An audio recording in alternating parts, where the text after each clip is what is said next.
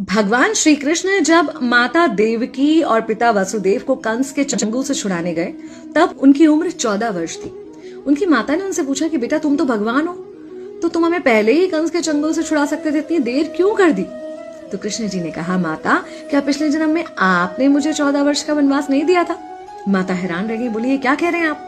तब कृष्ण जी ने बताया कि पिछले जन्म में मैं राम था और आप थी माता कैकेयी, और आप ही ने मुझे 14 वर्ष का वनवास दिया था, और कर्म फल से कोई नहीं बच सकता माता, इसलिए आपको 14 साल का ये दुख सहना पड़ा। तब आश्चर्यचकित होते हुए माता ने पूछा, तो फिर यशोदा पिछले जन्म में कौन थी?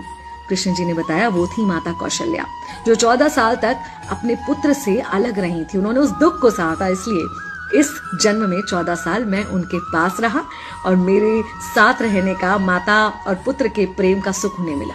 कहने का मतलब यह है कि कर्म फल से ना उस युग में कोई बचा था, ना आज कोई बचेगा।